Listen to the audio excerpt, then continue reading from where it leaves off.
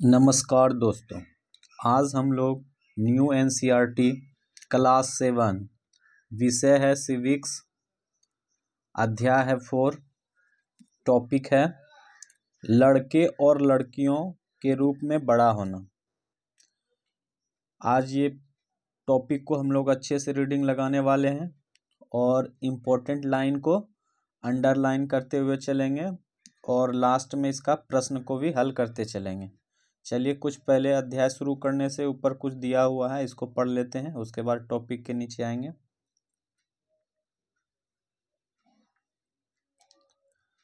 लिंग बोध जेंडर शिक्षकों के लिए, इसको पढ़ लेंगे, फिर धीरे धीरे आगे की ओर बढ़ते चलेंगे। लिंग बोध या जेंडर एक ऐसा शब्द है जिसे आप सभी अक्सर सुनते हैं।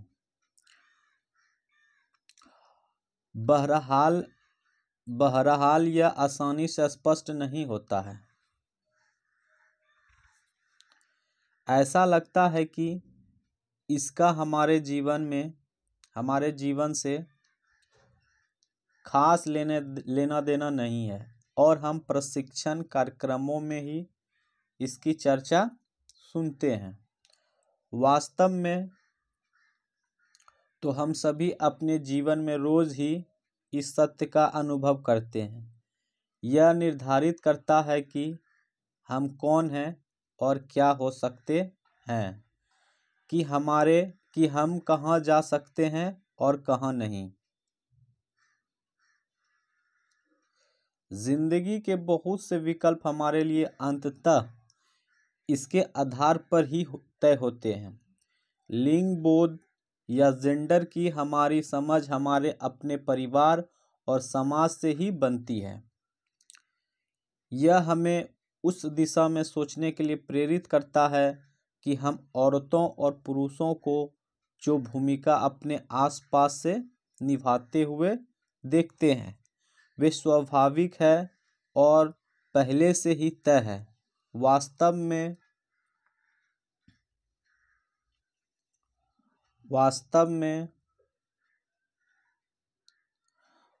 में ये भूमिकाएं दुनिया भर में भिन्न भिन्न समुदाय के लिए अलग अलग होती है। अतः लिंग बोध से हमारा आशय उन अनेक सामाजिक मूल्यों और रूढ़िवादी धारणाओं से है जिसे हमारी संस्कृति ने हमारे स्त्रीलिंग और पुल्लिंग होने की जैविक अंतर के साथ जोड़ दिया है। यह शब्द हमें बहुत सी असमानताओं और स्त्री व पुरुष के बीच शक्ति संबंधों को भी समझने में सहायता करता है। आगे के 2 अध्याय हमारे समाज की लैंगिक संकल्पनाओं को बिना इस शब्द का प्रयोग किए हमारे सामने रखते हैं।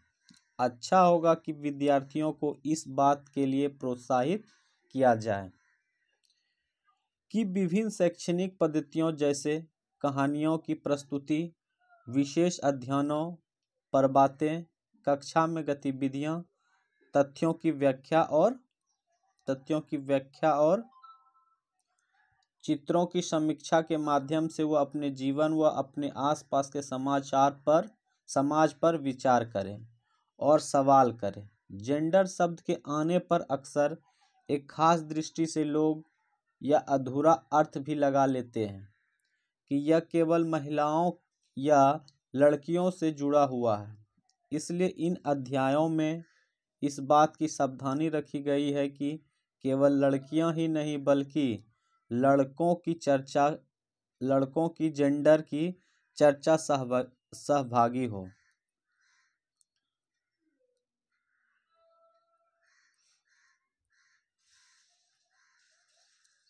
अध्याय 4 में 2 विशेष अध्ययनों केस स्टडीज को शामिल किया गया है जो अलग अलग समय और स्थानों से संबंधित है और हमारे सामने यह बात रखते हैं कि लड़के और लड़कियां कैसे बड़े होते हैं और उनकी सामाजिक भिन्नता कैसे रूप ले लेती है। ये उदाहरण छात्र छात्राओं को यह समझने में सहायता देंगे कि समाजीकरण हर जगह एक सा नहीं है, वह समाज से निर्धारित होता है और इसमें समय के साथ सतत परिवर्तन चलता रहता है। मतलब कहने का मतलब है सामाजिकरण जो है ना, मतलब सब जगह एक तरह नहीं होता है। फॉर एग्जांपल में समझ लेते हैं कि शहरी क्षेत्र और ग्रामीण क्षेत्र दोनों जगह सामाजिकरण का अलग अलग दौर होता है। इससे जेंडर पक्षपात भी अलग अलग होता है। ठीक है, ये अध्याय में हमें यह भी बताते हैं कि कैसे समाज में स्त्री और पुरुष के लिए अलग अलग भूमिकाएं देखी जाती है।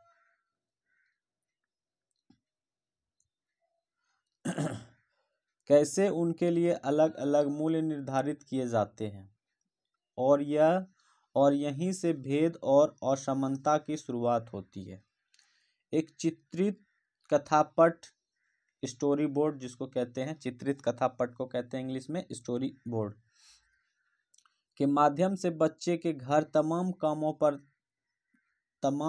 पर बातें करेंगे जो मुख्यतः महिलाओं के द्वारा किए जाते हैं। वे विचार करेंगे कि कैसे घर में महिलाएं के काम को काम नहीं माना जाता या फिर उसे अवमूल्यित किया जाता है। अध्याय 5 में कार्य के क्षेत्र में लिंग आधारित भेदभाव पर केंद्रित है और समानता के लिए किए गए महिलाओं के संघर्ष को भी प्रस्तुत करता है। मतलब महिलाओं को भी जो संघर्ष करना पड़ता है, उसके घर के कामों को काउंट नहीं किया जाता है, तो क्या क्या संघर्ष करना पड़ता है इसके बारे में अध्याय 5 में भी देखेंगे। कक्षा की गतिविधि में बच्चों का काम और पेशों को लेकर समाज में प्रचलित रूढ़िवादी मान्यताओं पर सवाल करना शुरू करेंगे। इस अध्याय में इस और भी संकेत मिलेंगे कि कैसे लड़कों और लड़कियों के लिए शिक्षा जैसे अवसर समान रूप से उपलब्ध नहीं है। 19वीं और 20वीं सदी की दो महिलाओं के जीवन की कहानियों में बच्चे देखेंगे कि इन स्त्रियों के लिए मुक्ति का संघर्ष कैसे शुरू हुआ और लिखाई पढ़ाई सीखने ने इनके जीवन में कैसे इसके जीवन कैसे बदला। बड़े परिवर्तन सामान्यतः सामूहिक संघर्षों से ही होते हैं। इस अध्याय के अंत में एक चित्र निबंध है जो स्त्री आंदोलन द्वारा परिवर्तन के लिए उपयोग में लाई गई नीतियों के उदाहरण प्रस्तुत करता है। चलिए, ये था कुछ जेंडर पक्षपात के रूप में। ठीक है, जेंडर बोध के बारे में था। अब कहानी स्टार्ट होगा। हम लोग का स्टोरी है एक्सरसाइज 4 का, लड़के और लड़कियां के रूप में बड़ा होना। ठीक है, चलिए अब इसको पढ़ते हैं। लड़का या लड़की होना किसी भी एक महत्वपूर्ण पहचान है, उसकी आस्मिकता है। जिस समाज के बीच हम बड़े होते हैं वह हमें सिखाता है कि लड़के और लड़कियां का कैसा व्यवहार स्वीकार करने योग्य है, उन्हें क्या करना चाहिए और क्या नहीं।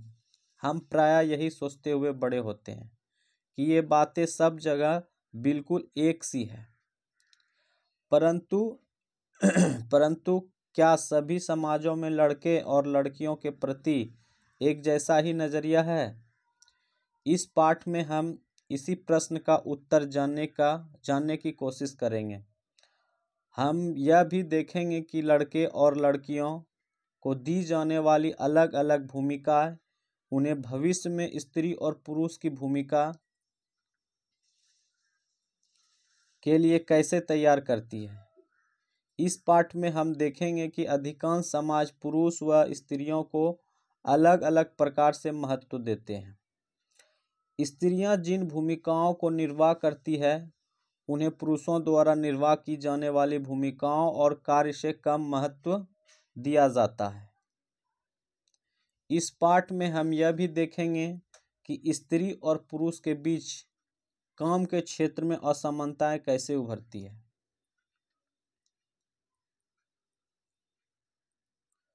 चलिए, 1920 के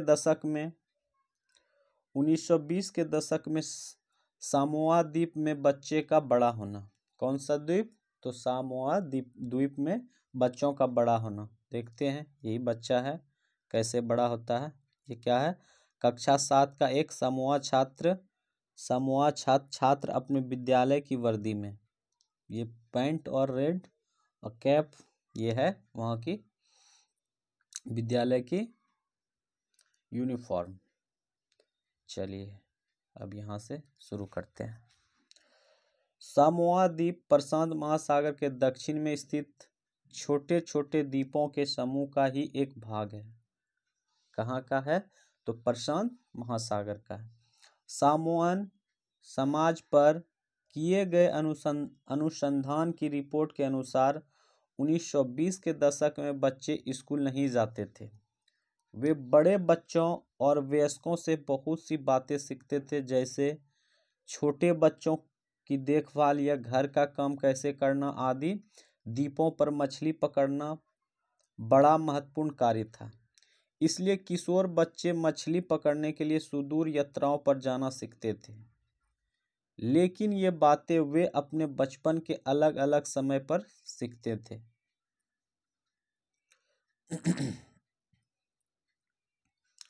छोटे बच्चे जैसे ही चलना शुरू कर देते थे, उनकी माताएं या बड़े लोग उनकी देखभाल करना बंद कर देते थे। यह जिम्मेदारी बड़े बच्चों पर आ जाती थी, जो प्राय स्वयं भी 5 वर्ष के आसपास की उम्र के होते हैं। मतलब मान लेते हैं घर में 2-4 भाई है, जो सबसे छोटा भाई होगा, अगर वो चलना शुरू कर देता है तो माता पिता का काम हो गया उसका खत्म। अब कौन इसका देखभाल करेगा? तो उससे जो उसका बड़ा भाई होगा, उसका भी मिनिमम एज 5 साल या 6 साल 7 साल या 5 साल से एबव, वो उसका देखभाल करते थे। ठीक है, लड़के और लड़कियां दोनों अपने छोटे भाई बहनों की देखभाल करते थे। ठीक है, लेकिन जब कोई लड़का लगभग 9 वर्ष का हो जाता था तो वो बड़े लड़कों के समूह में सम्मिलित हो जाता था। जैसे वो लड़का का एज 9 वर्ष हो जाता था, तो वो जो बड़े लड़का को जो समूह जो होता था ना, या उसका भाई हो या दोस्त या मोहल्ले गांव में जो भी हो समाज में, तो उसमें वो शामिल हो जाता था और बाहर के काम सीखता था, जैसे मछली पकड़ना और नारियल के पेड़ लगाना आदि। लड़कियां जब 13-14 साल की नहीं हो जाती थी, तो छोटे बच्चों को देखभाल और बड़े लोगों से छोटे मोटे कार्य करती रहती थी। लड़की का एज जब तक 13-14 साल नहीं हो जाता था, तब तक वो बच्चों और छोटे बच्चों का देखभाल करते थे और बड़े लोगों से कुछ छोटे मोटे कार्य करने के लिए सीखती थी या करती थी। लेकिन एक बार जब वे 13-14 साल का 13-14 साल की हो जाती थी तो वे अधिक स्वतंत्र होती थी। लगभग 14 वर्ष के उम्र के बाद वे भी मछली पकड़ने जाती थी, बागवानों में काम करती थी और डलिया बुनना सीखती थी। खाना पकाने का काम अलग से बनाए गए रसोई घरों में भी होता था, जहां लड़कों को ही अधिकांश काम करना होता था और लड़कियां उनकी मदद करती थी। चलिए ये क्या है यहाँ पे? कब का है? लड़कियां स्कूल जाते हुए समूह बनाकर चलना क्यों पसंद करती है? क्योंकि अपने दोस्त यार के साथ हंसी मजाक बात विचार करते करते स्कूल तक पहुंच जाएंगे। 1960 के दशक में मध्य प्रदेश में पुरुष के रूप में बड़ा होना। अब आ गए कहाँ पे हम लोग? मध्य प्रदेश में। कब? तो 1960 के दशक में। वहाँ पुरुष कैसे रहते थे, कैसे बड़ा होता था, उसके बारे में जानकारी लेते हैं। निम्नलिखित आलेख 1960 में मध्य प्रदेश के एक छोटे शहर में रहने वाला स्कूल निम्नलिखित आलेख 1960 में मध्य प्रदेश के एक छोटे शहर में रहने और स्कूल जाने के वर्णन से लिया गया है। कक्षा 6 में आने के बाद लड़के और लड़कियां अलग अलग स्कूल में जाते थे। लड़कियों के स्कूल लड़कों के स्कूल से बिल्कुल अलग ढंग से बनाए जाते थे। कैसे बनाए जाते थे? तो अलग ढंग से बनाए जाते थे। उनके स्कूल के बीच में एक आंगन होता था, जहां वे बाहरी दुनिया से बिल्कुल अलग रहकर स्कूल की सुरक्षा में खेलती थी। और लड़कों का स्कूल में ऐसा कोई आंगन नहीं होता था, बल्कि उनके खेलने का मैदान बस एक बड़ा खुला स्थान था जो स्कूल से लगा हुआ था। हर शाम स्कूल के बाद लड़के सैकड़ों लड़कियों के भीड़ को सकरी गलियों से जाते हुए देखते थे। सड़कों पर जाती हुई लड़कियां बड़ी गंभीर दिखती थी।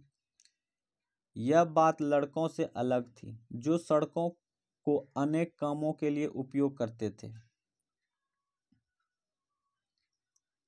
जैसे यूं ही खड़े खड़े खाली समय बिताने के लिए, दौड़ने और खेलने के लिए और साइकिल चलाने के लिए, करतबों को आजमाने के लिए, लड़कियों के लिए गली सीधे सीधे घर पहुंचने का एक माध्यम थी, और लड़कियां हमेशा समूह में जाती थी। शायद उनके मन में यह डर रहता था कि कोई उन्हें छेड़ न दे और उन पर हमला न कर दे। अच्छा, समूह बनाने की यही था कि मतलब एकजुट होकर चलेंगे, कोई भी समस्या आएगा तो हम लोग उसको मिलकर सामना करेंगे, अकेले रहेंगे तो कोई भी कुछ बोल के निकल जाएगा या कुछ छेड़ देगा।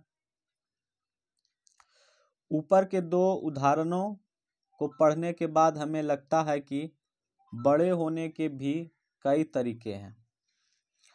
हम प्रायः सोचते हैं कि बच्चे एक ही तरीका से बड़े होते हैं।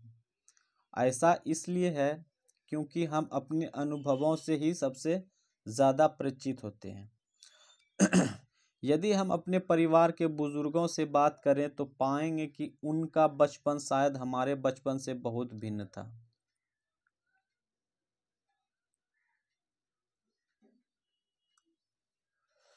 हम यह भी अनुभव करते हैं कि समाज लड़कों और लड़कियों में स्पष्ट अंतर करता है। यह बहुत कम आयु से ही शुरू हो जाता है। उदाहरण के लिए, उन्हें खेलने के लिए भिन्न भिन्न खिलौने दिए जाते हैं। लड़कों को प्रायः खेलने के लिए कारें दी जाती है और लड़कियों को गुड़िया। दोनों ही खिलौने खेलने में बड़े आनंददायक हो सकते हैं। फिर लड़कियों को गुड़िया और लड़कों को कारें ही क्यों दी जाती है? खिलौने बच्चों को यह बताने का माध्यम बन जाता है कि जब वे बड़े होकर स्त्री और पुरुष बनेंगे तो उनका भविष्य अलग अलग होगा।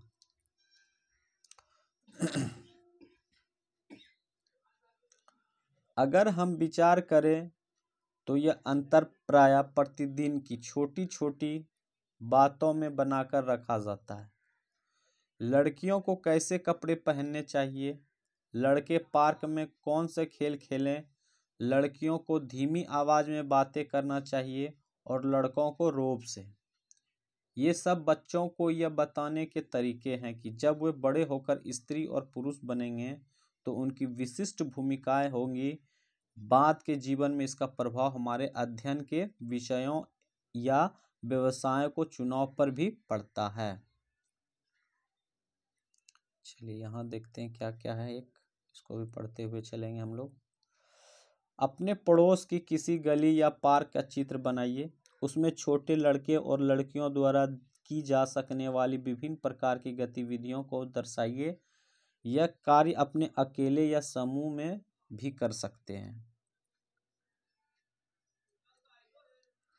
आपके द्वारा बनाए गए चित्र में क्या उतनी ही लड़कियां हैं जितने लड़के? संभव है कि आपने अपने लड़कियों की संख्या कम बनाई होगी। क्या आप वे कारण बता सकते हैं जिनकी वजह से आपके पड़ोस में, सड़क पर, पार्कों और बाजारों में देर शाम या रात के समय स्त्रियों तथा लड़कियों कम दिखाई देती है? क्या लड़के और लड़कियां अलग अलग कामों में लगे हैं? क्या आपके विचार करके इसका कारण बता सकते हैं? यदि आप लड़के और लड़कियां का स्थान परस्पर बदल देंगे, अर्थात लड़कियों के स्थान पर लड़कों और लड़कों के स्थान पर लड़कियों को रखेंगे तो क्या होगा? चलिए कुछ कहानी के माध्यम से हम लोग देखते हैं। मेरी माँ काम नहीं करती। चलो यहाँ से हम लोग इसको क्या करते हैं, स्टोरी के माध्यम से थोड़ा समझते हैं। माँ, हम सभी बच्चे स्कूल से भ्रमण पर जा रहे हैं। रोजी मैडम को साथ चलने के लिए किसी बड़े की ज़रूरत है। क्या आप अपने ऑफिस में एक दिन की छुट्टी लेकर हमारे साथ चल सकती हैं? वे हरमित की माँ हमेशा ऐसे समय पर हमारे साथ जाती है क्योंकि वह कोई काम नहीं करती।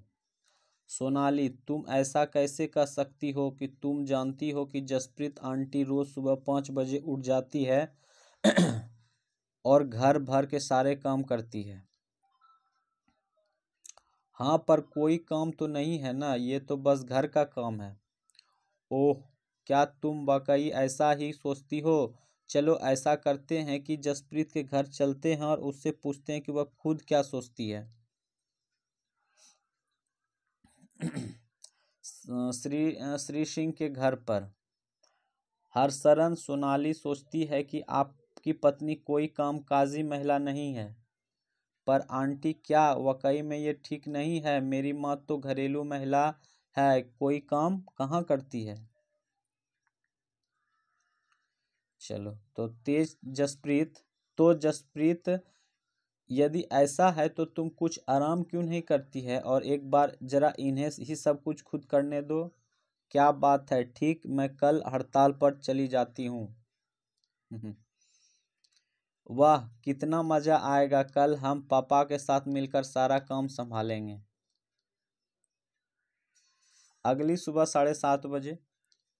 हे भगवान, समय तो देखो, मेरा नाश्ता कहाँ है और बच्चे अभी भी तक तैयार क्यों नहीं हुए। मैं क्या जानूं, याद है ना, मैं तो हड़ताल पर हूँ। आज तो मंगला ने भी छुट्टी ले रखी है। ओहो, ये तो स्कूल बस थी। अब तो मुझे बच्चों को कार से ही स्कूल छोड़ना होगा।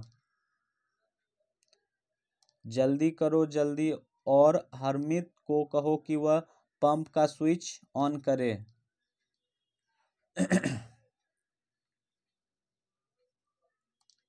लेकिन बच्चों के लंच बॉक्स का क्या होगा? अरे, यह भी उसके बारे में भूल जाओ।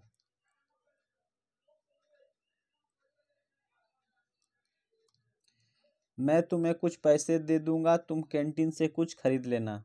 माँ ने इसके लिए पहले से ही पैसे दिए हैं। शाम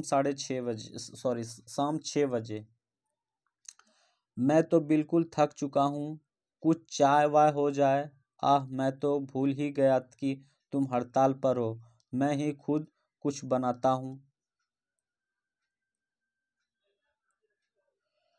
पूरा घर तो देखो, जैसे कि यहाँ कितना तूफान मचा हो।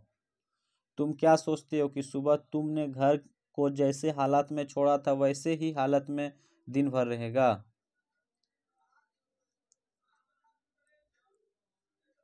हरमित, कमबख्त, चाय की पत्तियां कहाँ रखी हुई है? ही, क्या अभी भी वो सोचते हैं कि मैं काम नहीं करती हूँ? और अभी तो मैं उन्हें याद दिलाऊंगी कि चाचा जी और चाची जी रात के खाने पर आने वाले हैं।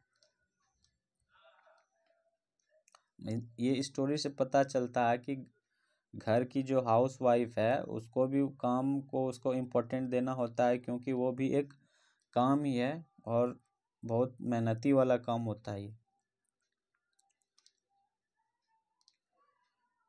अधिकांश समाजों में, जिनमें हमारा समाज भी सम्मिलित है, पुरुषों और स्त्रियों की भूमिकाओं और उनके काम के महत्व को समान नहीं समझा जाता है। पुरुषों और स्त्रियों की हैसियत एक जैसी नहीं होती है। आओ देखें कि पुरुषों और स्त्रियों के द्वारा किए जाने वाले कामों में यह समानता असमानता कैसे है। घरेलू काम का मूल्य। हरमीत के परिवार को नहीं लगता था कि जसप्रीत घर का जो काम करती थी वह वास्तव में काम था। उनके परिवार में ऐसी भावना का होना कोई निराली बात नहीं थी। सारी दुनिया में घर का काम की सारी दुनिया में घर की काम की मुख्य जिम्मेदारी स्त्रियों की होती है, जैसे देखभाल संबंधित कार्य, परिवार का ध्यान रखना, विशेषकर बच्चों, बुजुर्गों और बीमारियों का। फिर भी जैसे हमने देखा हर हर फिर भी जैसा हमने देखा, घर के अंदर किए जाने वाले कार्यों को महत्वपूर्ण नहीं समझा जाता है। मान लिया जाता है कि वे तो स्त्रियों के स्वाभाविक कार्य हैं, इसलिए उनके लिए पैसे देने की कोई ज़रूरत नहीं है। समाज इन कार्यों को अधिक महत्व नहीं देता है। घर पर कार्य करने वालों का जीवन। उपयुक्त कहानी में केवल हरमीत की माँ ही घर के काम नहीं करती थी, काफ़ी सारा काम मंगला करती थी, तो उनके घरेलू काम में मदद के लिए लगाई गई थी। बहुत से घरों में, विशेषकर शहरों और नगरों में, लोगों को घरेलू काम के लिए लिया जाता है। वे बहुत काम करते थे, झाड़ू लगाना, सफाई करना, कपड़े और बर्तन धोना, खाना पकाना, छोटे बच्चों और बुजुर्गों को देखभाल करना आदि। घर का काम करने वाले अधिकांशतः स्त्रियां होती है। कभी कभी इन कार्यों को करने के लिए छोटे लड़के या लड़कियों को काम पर रख लिया जाता है। घरेलू काम का अधिक महत्व नहीं है, इसलिए उन्हें मजदूरी भी कम दी जाती है। घरेलू काम करने वाले का दिन सुबह 5 बजे से शुरू होकर देर रात 12 बजे तक भी चलता है। जी तोड़ मेहनत करने के बावजूद प्रायः उन्हें नौकरी पर रखने वाले उस सम्मानजनक व्यवहार नहीं करते हैं। दिल्ली में घरेलू काम करने वाली एक स्त्री मेलानी ने अपने अनुभव के बारे में इस तरह बताया। मेरी पहली नौकरी एक अमीर परिवार में लगी थी जो 3 मंजिले भवन में रहता था। मेम साहब अजीब महिला थी जो हर काम करवाने के लिए चिल्लाती रहती थी। मेरा काम रसोई का था, दूसरी 2 लड़कियों की सफाई का काम करती थी। हमारा दिन सुबह 5 बजे से शुरू होता था। नाश्ते में हमें 1 प्याला चाय और 2 रूखी रोटियां मिलती थी। हमें तीसरी रोटी कभी नहीं मिली। शाम के समय जब मैं खाना पकाती थी, दोनों लड़कियों मुझसे 1 रोटी मांगती रहती थी। मैं चुपके से उन्हें 1 रोटी दे देती थी और खुद भी 1 रोटी ले लेती थी।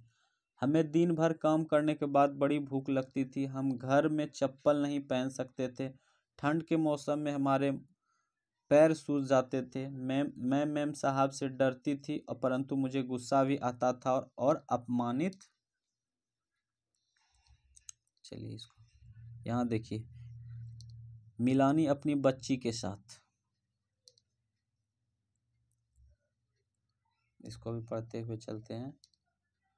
क्या हरमीत और सोनाली का यह कहना सही था कि हरमीत की माँ काम नहीं करती है? नहीं, काम करती है, घर का भी काम होता है भाई। आप क्या सोचते हैं, अगर आपकी माँ या वे लोग जो घर के काम में लगे हैं एक दिन के लिए हड़ताल पर चले जाएं तो क्या होगा?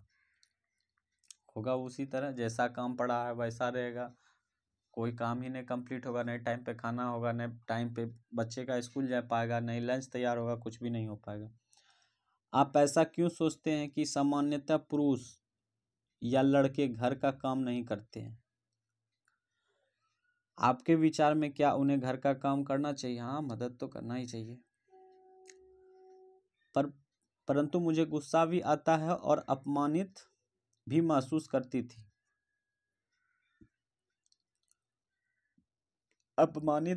करती थी। क्या हम दिन भर काम नहीं करते थे?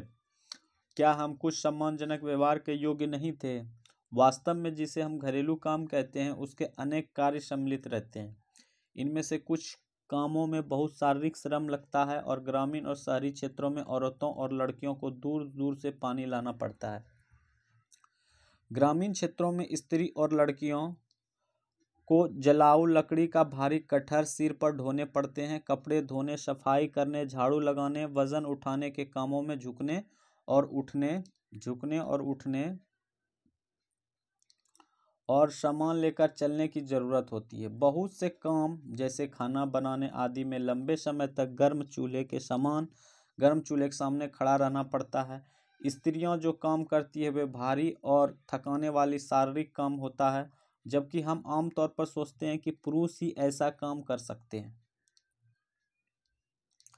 घरेलू और देखभाल के कामों का एक अन्य पहलू जिससे हम महत्व नहीं देते वह है इन कामों में लगने वाले लंबा समय। वास्तव में यदि हम स्त्रियों द्वारा किए जाने वाले घर के और बाहर के कामों को जोड़े तो हमें पता चलेगा कि कुल मिलाकर स्त्रियां पुरुष से अधिक काम करती है।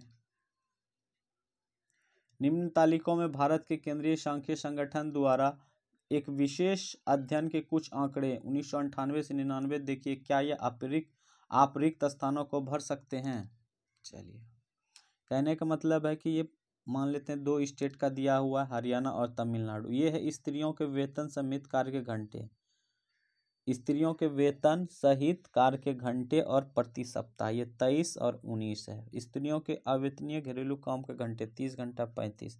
स्त्रियों के कुल काम के घंटे कितना हुआ? ठीक है, ये टोटल कुछ दिया हुआ है, कैसे कैसे काम किया जाता है। क्या हरियाणा और तमिलनाडु राज्यों में स्त्रियों प्रति सप्ताह कुल कितने घंटे काम करती है? इस संबंध में स्त्रियों और पुरुषों के कितना फर्क दिखाई देते हैं?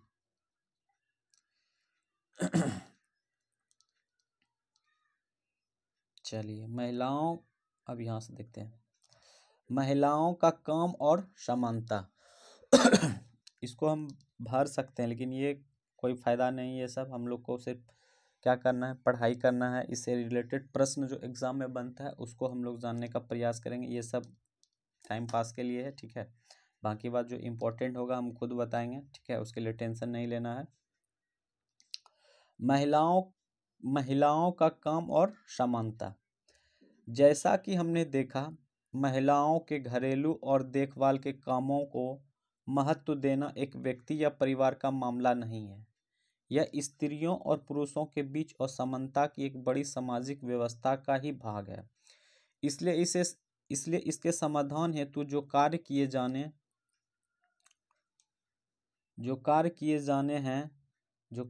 जाने हैं वे केवल व्यक्तिगत या पारिवारिक स्तर पर नहीं हैं, वरन शासकीय स्तर पर भी होने चाहिए। हम जानते हैं कि समानता हमारे संविधान का महत्वपूर्ण सिद्धांत है।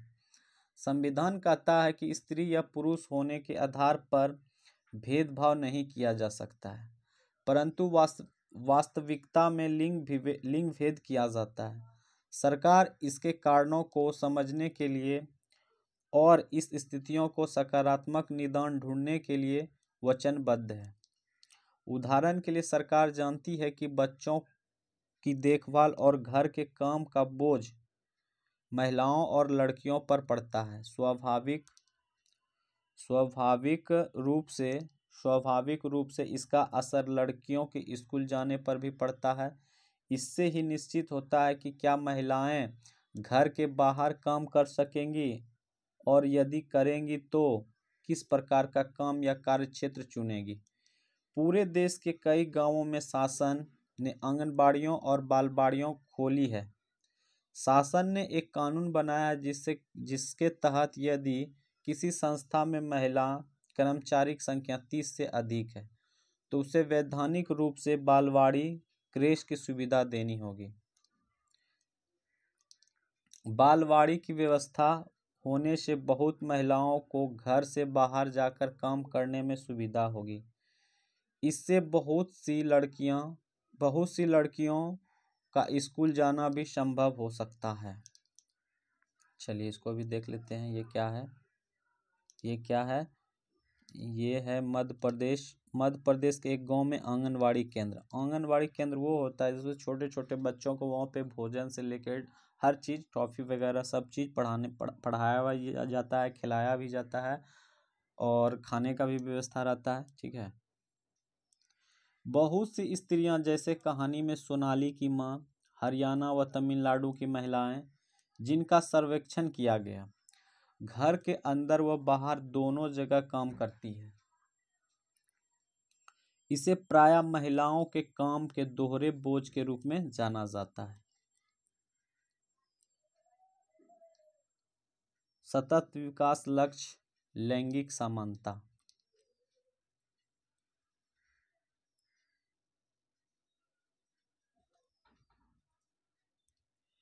आप क्या सोचते हैं, यह पोस्टर क्या कहने की कोशिश कर रहा है?